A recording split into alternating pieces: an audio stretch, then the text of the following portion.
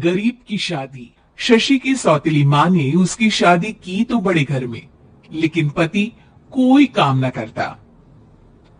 आप ससुर जी के साथ काम पर क्यों नहीं जाते?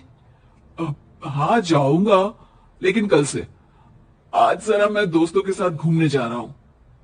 शशि के दो बच्चे होते हैं, लेकिन रमेश का हाल वैसा का वैसा ही रहता है।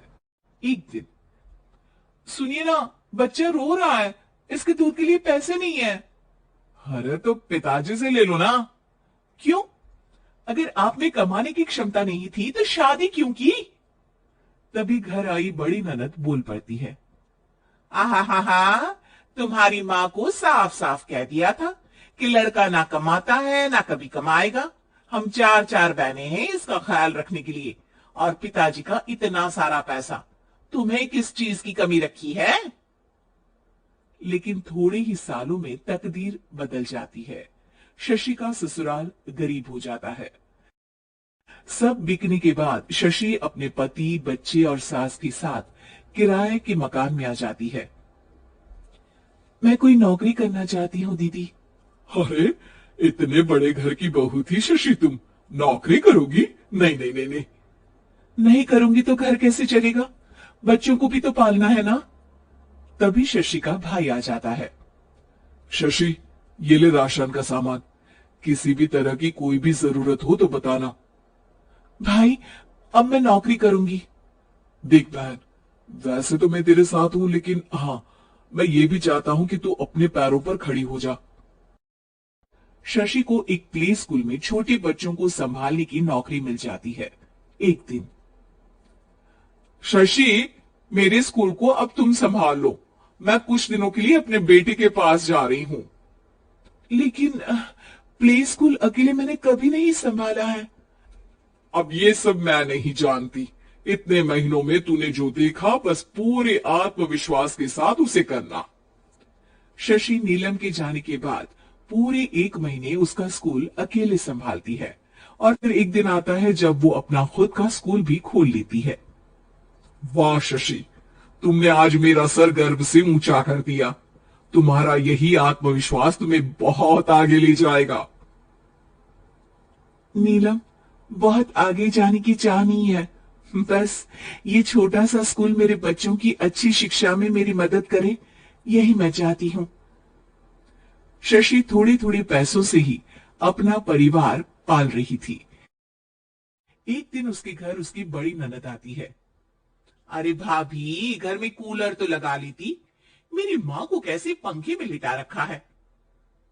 अरे तो शशि कौन सा एसी लगा कर सो रही है? वो भी तो यहीं रहती है ना मेरे पास। ज्यादा यहाँ आकर मेरी बहू को परेशान न किया करो। हाँ हाँ, मुझे भी शौक नहीं है इस छोटे से घर में आने का। मैं तो बस ये बोलने आई थी कि मेरे बेटे की शादी है तो ननिहाल का जो नेग होता है वो ले आना। हाँ हाँ, जितना बनेगा कर देंगे, और ना हुआ ना तो वो भी नहीं करेंगे। तभी शशि बोल पड़ती है, अरे नहीं नहीं माँ जी, रीटा घर की बेटी है, उसके ससुराल वाले उससे शादी पर पूछेंगे कि मायके से क्या मिला। रीटा, तुम मुझे सामान की लिस्ट भेज देना, मैं पूरी कोशिश करूंगी कि तुम्हारी हर डिमांड को पूरा करें। अच्छा, मैं खाना लगाती हूँ। शशि ये बोलकर किचन में चली जाती है। धीरे धीरे कर शशि किसी न किसी तरह अपनी सारी ननदों की डिमांड भी पूरी करती, बच्चों की ख्वाहिशें भी, और उनकी पढ़ाई के लिए पैसे जोड़ती। एक दिन जब शशि का बेटा 12वीं पास करके आता है, माँ, अब तुझे काम करने की जरूरत नहीं है, मैं अब कोई ना कोई नौकरी करके पढ़ाई भी साथ कर लिया करूंगा। शशि को लगता है कि बेटा और आगे पढ़ाई करे, लेकिन वक्त की मार के कारण वो बेटे को काम के लिए हाँ कर देती है। अब बेटा एक बैंक में चपरासी बन जाता है।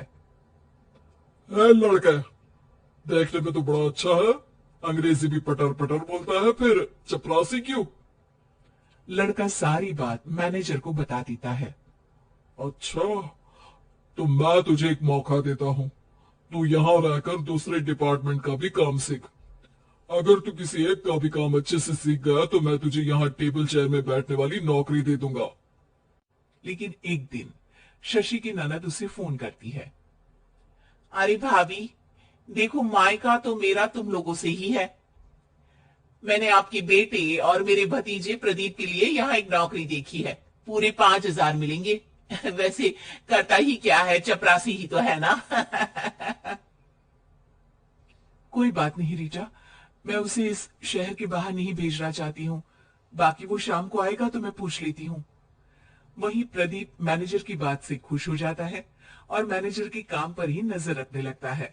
वो उनकी तरह की पेपर पढ़ता, काम करता और आने वाले लोगों की बातें सुनता। एक दिन बैंक में ऑडिट वाले आते हैं।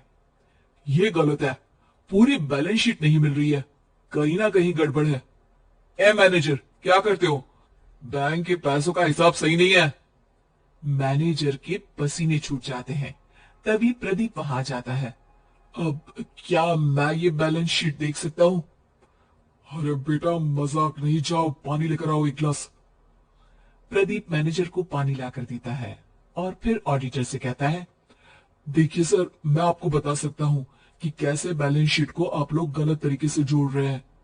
ऐसा बोलकर प्रदीप एक एक कर सारे डाउट क्लियर कर देता है। अरे हाँ, ये तो पॉइंट हमने देखे ही नहीं थे। गुड, कहाँ है ये बच्चा? तभी मैनेजर बोल पड़ता है, अब हमारे यहाँ अकाउंट में नया आया है। ऑडिटर के जाने के बाद, वाह प्रदीप, आज तो तुमने मेरी नौकरी बचा ली। और आपने भी तो मेरी नई नौकरी लगा दी अकाउंटेंट की। बस फिर क्या।